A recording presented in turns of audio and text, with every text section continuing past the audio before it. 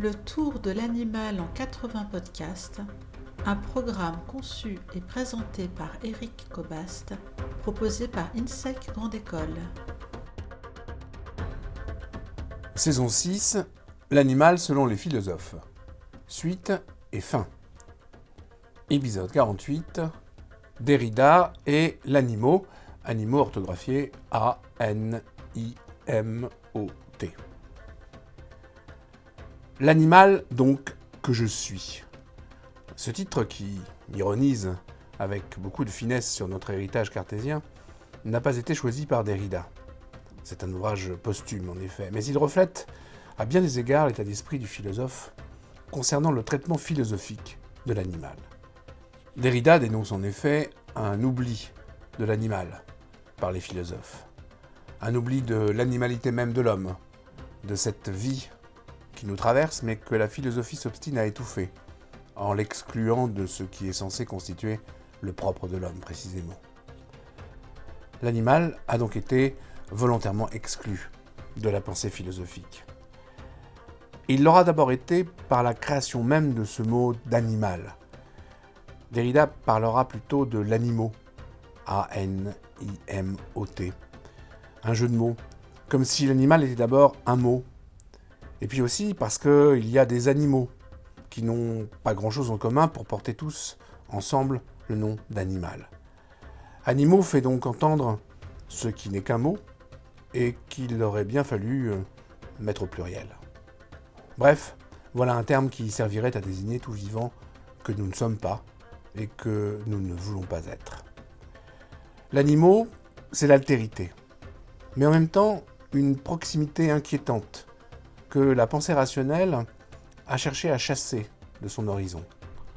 Or, la coupure entre l'homme et l'animal, est-elle si tranchée que le prétend le discours philosophique ?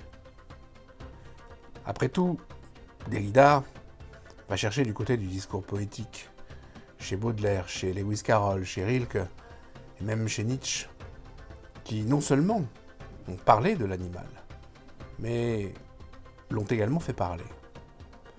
Alors, est-il tout d'abord vrai de dire que l'animal est privé de langage ?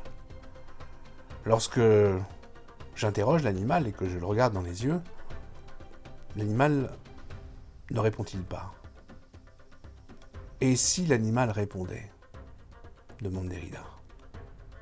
Le chien, lorsqu'on lui adresse un mot qu'il ne connaît pas, nous scrute avec un regard interrogatif qui cherche à comprendre le sens de ce qu'on lui dit. Et quand on prononce le nom d'une activité qui l'inspire, il s'excite. Mais si elle lui déplaît, il proteste. L'animal peut dire non. Et puis comme nous, les animaux sentent, souffrent, naissent, meurent et se reproduisent. Ils se comprennent entre eux et ils nous font aussi comprendre ce qu'ils ont à dire, et pas seulement par leur voix. Et Derrida de souligner la singulière cruauté du rapport de l'homme à l'animal, mais aussi sa dénégation, le refus de reconnaître cette cruauté. Je cite, « De quelque façon qu'on l'interprète, quelques conséquences pratiques, techniques, scientifiques, juridiques, éthiques ou politiques qu'on en tire, personne aujourd'hui ne peut nier cet événement, à savoir les proportions sans précédent de cet assujettissement de l'animal.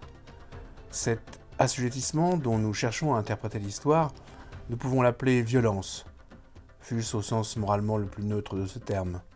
Et même quand la violence interventionniste se pratique dans certains cas, fort minoritaires et nullement dominants, ne l'oublions jamais, au service ou pour la protection de l'animal, mais le plus souvent de l'animal humain. Personne ne peut davantage dénier sérieusement la dénégation. Et Derrida d'employer, avec une certaine emphase, le terme de génocide.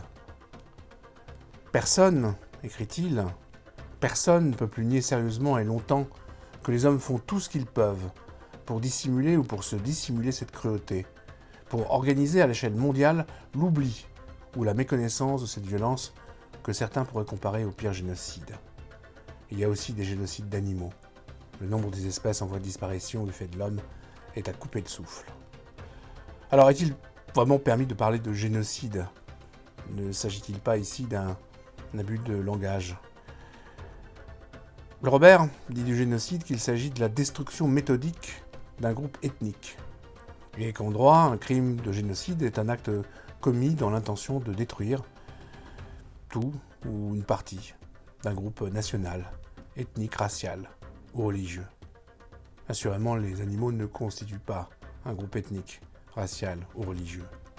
Mais ils n'en constituent pas moins un genre, génos en grec, celui des vivants animés, dont nous faisons partie. Alors pourquoi pas génocide ?